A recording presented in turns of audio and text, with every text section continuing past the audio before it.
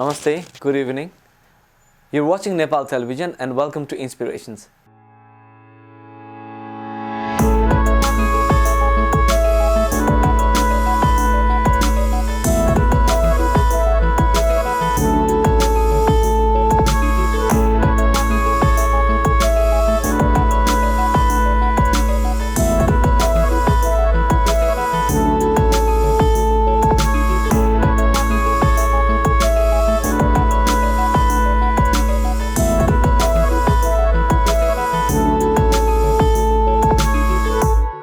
As always, tonight we have a distinguished guest in the show Inspirations to address your appetite of inspiration.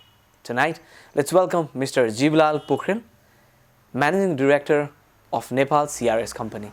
Nepal CRS Company has always been a trusted companion for Nepali community in terms of public health products, contraceptives, family planning since more than 4 decades. Let's hear more from him. I am Jiblal Pokharel, and I am the Managing Director at Nepal CRS Company. With respect to my education, I am a Chemical and Bioprocess Engineer with MBA in Production Technology.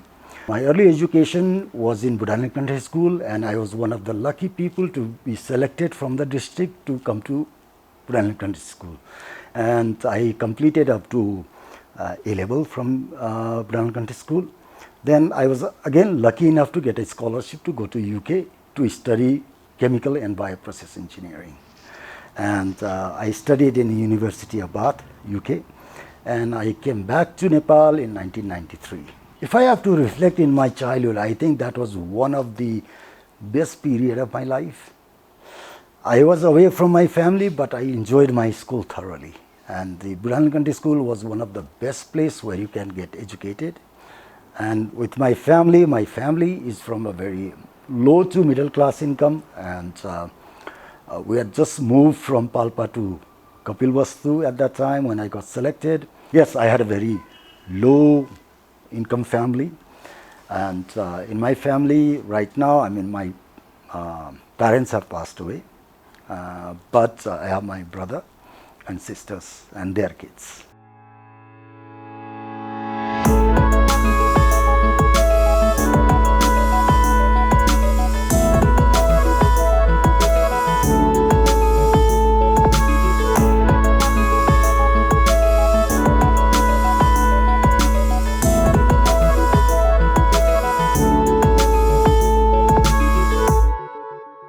Listening more about Nepal CRS from its Managing Director and also how he got involved with Nepal CRS Company. Nepal CRS Company is a social marketing organization. It was established in 1978 with financial technical support from USAID and Westinghouse Electric.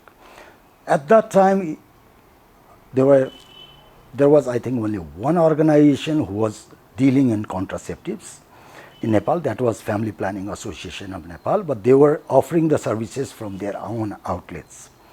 And the need was felt at that time to introduce the contraceptive through the common retail outlets to increase the availability and accessibility of the contraceptives. So with support from the Westinghouse Electric and USAID, Nepal CRS Company was established as a Nepal Contraceptive Retail Sales and Maternal Child Health Project, which was later registered at Nepal CRS Company. And after I came back from UK, I worked in sugar factory in Rohtak for about 3 years. And then I joined Nepal Lube Oil Limited, which is managed by Chaudhary Group. And I spent about 18 years with Chaudhary Group. So I worked in very, very many different projects as well, from education to hydropowers to real estate and all that. So he gave me this broad exposure in different aspects of business. And I think that's what's prepared me for this job as well. And after 18 years, I thought it was time to move on.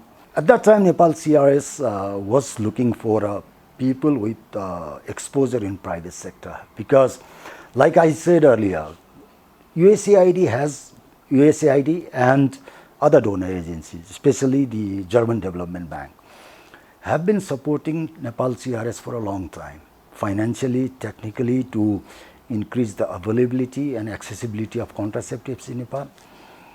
And it's been almost 42 years. And CRS is one of the longest standing partners of USAID in the entire whole world. And at that time, it was also felt that we need to work towards making CRS a sustainable organization. I mean, the donor priorities change, the funding level goes down, but whatever the work the CRS is doing, we need to continue that. So it was felt that we need people with private sector exposure to lead the organizations. That's how I applied for a deputy managing director in 2015. And after 2 years, I took over as a managing director of the company. Can you also share about the impact that Nepal CRS Company is able to create in Nepali community under your leadership? Through my leadership, I think what I'll rather prefer to say is through all the leadership that the CRS had in the past. CRS had a very good leadership in the past and people who cared about CRS, and in the last 42 years, CRS has become a household name, to be very honest, and the products have become synonymous. For example, if you go into the market and ask for oral contraceptive pills, everybody just asks for Nilocan White, even though it's just a brand name of CRS. Likewise, if you go and ask for condoms, people ask for Dhaal, which is a brand name of CRS. So the legacy is huge. I mean, and just to maintain that legacy is a very, very, very hard work. But definitely, after I came into the CRS, what we have done also is to expand the horizon of CRS. Let's also hear about the legacy and acceptability of Nepal CRS Company and its products in Nepali community. Just maintaining that legacy is also a big work. And in the meantime, we have also tried to diversify the operation of CRS into menstrual hygiene management and diarrhea management for the children and tuberculosis management. And we recently completed a project with Save the Children under Global Fund to increase the referral from the private sector to the government facilities for the tuberculosis. So we are expanding. We are looking into different areas of public health. And one thing that CRS does when it formulates its policies is to work very closely with the government of Nepal.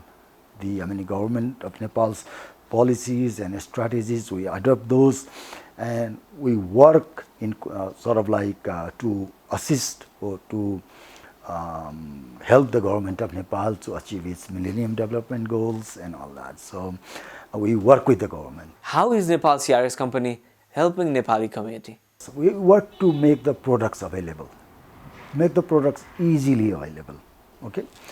So if you look at it right now in the country, I think there are approximately about 30,000 pharmacies in the country, and CRS products are available in almost all of them.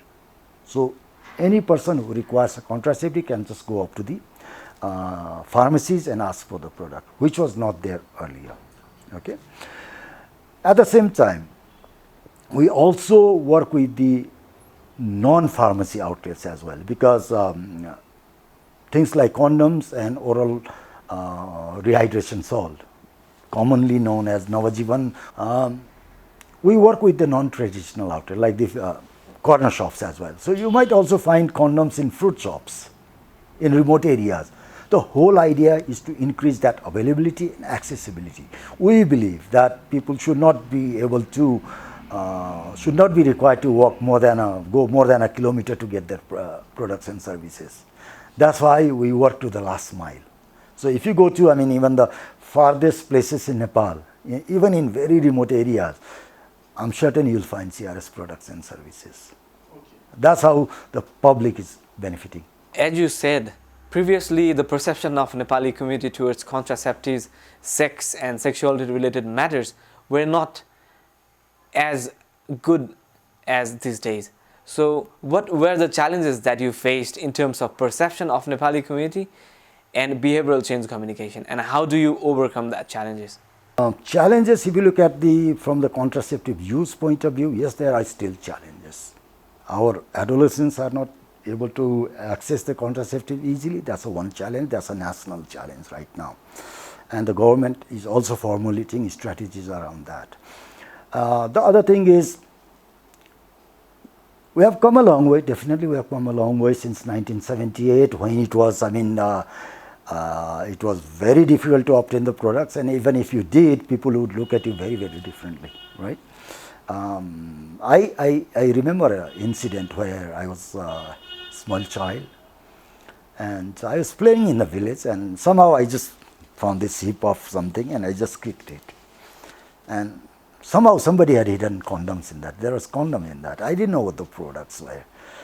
So I just took it, burst open, started playing with them. I didn't know what they were. I took home, and my brother definitely knew what they were. It was not his though, but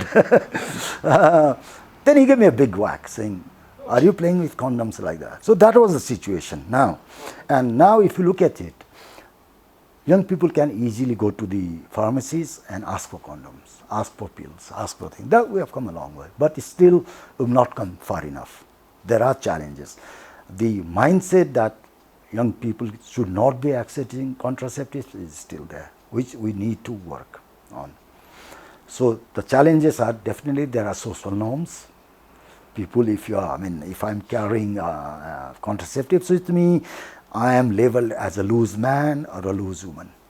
So there are challenges. There are challenges with the social norms. There are challenges with the perception of the people, which are working to eliminate. We do a lot of behavior change communication. We do a lot of community level engagement to change the perception of the contraceptives in the community, and also to increase the knowledge of the contraceptives in the community. But the challenges are there. Still there, we have a long way to go. As you shared your example that when you're a kid, you happen to play with condoms and your brother scolded you. So let's compare the community on those days and the present community. What changes have you witnessed? In your analysis, what are the changes that we are able to create in Nepali community? Right now, looking back at those days and now, and seeing the changes that has happened in the community, is definitely something that's one of the most unforgettable moments in my life. And today I go around talking to young people, talking to young women, male, female, on the need for contraceptive. I say, why don't you go and buy? And that's a change, because I'm able to talk about it so openly. At least we do. And that's something I always recall saying, my God, this is a change in the society. And I do, very humbly, I think I'll attribute that change to CRS. And CRS has done a lot of work in the country to bridge those gaps, to do the behavior change communication, change the perception of the society towards the contraceptives. And now we've also managed to feel that this is a necessity rather than luxury. It's not a taboo. It's not something that you should be ashamed of. It protects your health. It's needed. It's for your well-being, for your mental well-being, your sexual well-being, and the products are a necessity. And that's something I always recall in my private moments as well, and I feel quite happy to be able to go and talk to the people on the contraceptives, be it at home or outside. So I think that's something memorable. Let us also hear about the new projects that Nepal CRS Company is coming in the forthcoming years. So I think it was on 28th of October that we launched a biodegradable sanitary napkin. And the waste from the sanitary napkins right now is a big problem, not just in Nepal, worldwide, because that does not decay in the nature and it stays in the nature for a long time. So the government of Nepal also made a declaration that they are going to distribute the sanitary napkins to the school children free of cost, and they were trying to distribute the biodegradable napkins. So in response to that, CRS quickly worked with the donor agency, KfW, the German Development Bank, to introduce the biodegradable sanitary napkin. That project we've just started. This could be a very subjective question, but what is your exact source of inspiration?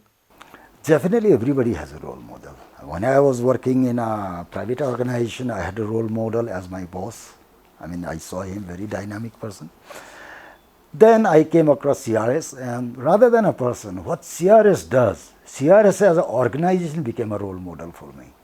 Something to do in the organization, and I was very happy because I was also at that stage in my life where I wanted to do something meaningful and I wanted to give something back to the society, and CRS became one of my instruments, and I was very happy to join CRS. And what we do, I mean, what inspires me most is the fact that when you go out in the remote areas and we talk to the people, and when they tell that, oh yes, we know CRS, it's been there for a long time, and that really inspires, that really motivates. So being able to see that smile in the people's face is what motivates me right now and keeps me going.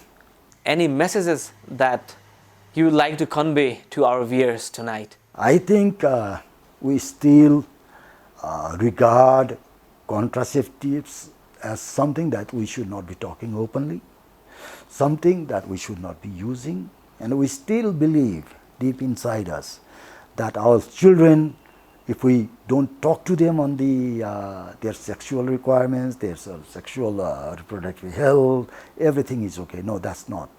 People, the boundaries have opened now in the country, and young people have many occasions where there are possibilities of sexual encounters, and we should, as a parents, as a guardians, as a members of the society, we should be prepared for that. Rather than shutting the doors, we should be opening up, we should be talking to the young people, we should be ensuring and helping them that the products and services are available to them. We should not be judging them.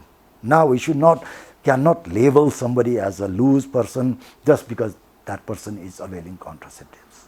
I think that's something, the message I want to give to the society. Open up, talk to your children, talk to your, young people around you, support them, and also try to understand their needs.